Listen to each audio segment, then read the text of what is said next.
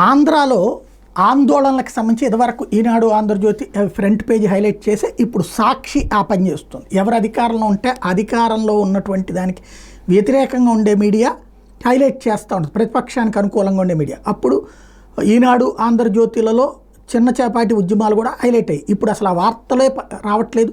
అయితే గీత ఏమన్నా local city ఎడిషన్లకు పరిమితం చేస్తున్నారేమో. అదే సందర్భంలో ఇప్పుడు సాక్షి ఆ రోజుల్లో అదేసేది కాదు, ఇప్పుడు వాళ్ళు వేస్తున్నారు. ఇందులో 108 ఉద్యోగులు సమ్మెబాట ఒకటి, కథం తొక్కిన ఆశా వర్కర్లు ఒకటి, రోడ్డెక్కిన పత్తి రైతు ఒకటి, 3 కాన్సెప్ట్ని హైలైట్ చేశారు. ఇందులో 108 ఉద్యోగులు ఏమో 15 డిమాండ్ల సాధన కోసం పట్టుబడుతున్నారు, జీతాలు రావట్లేదు అన్నటువంటి దాని మీద సమ్మెకి దిగుతామని హెచ్చరిస్తున్నారని, 25లోగా ప్రభుత్వం స్పందించాలని, అలాగే ఆశా వర్కర్లు గతంలో కుదిరిన ఒప్పందాలను అమలు చేయాలని డిమాండ్ చేస్తూ అధికారంలోకి వచ్చి 5 నెలలైన ప్రభుత్వం పట్టించుకోవట్లేదు అంటూ, ఏదైతే రిటైర్మెంట్ వయసు 62 ఏళ్ళకి పెంచాలని, 60,000 రూపాయల పదవి విరమణ బెనిఫిట్స్ ఇవ్వాలని, బీమా సౌకర్యం కల్పించాలని, చనిపోయిన ఆశాలకు మట్టి ఖర్చుల కింద 20,000 చెల్లించాలని డిమాండ్ చేస్తూ వాళ్ళు రోడ్డెక్కారు. అట్లాగే cotton corporation of India CCI పత్తి కొనుగోలు కేంద్రంలో రైతులకు మద్దతు ధర లభించలేదని సాకులు చెబుతూ పత్తిని కొనుగోలు చేయకుండా తిరస్కరిస్తున్నారంటూ సోమవారం రైతులు రోడ్డెక్కారు.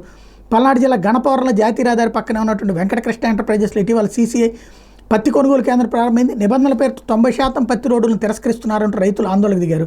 జాతీయ రహదారి మీద బైఠాయించి పత్తిలో ట్రాక్టర్లను జాతీయ రహదారికి అడ్డంగా నిలిపి దిగ్బంధనం చేశారు. దీంతో భారీగా ట్రాఫిక్ జామ్ అయింది.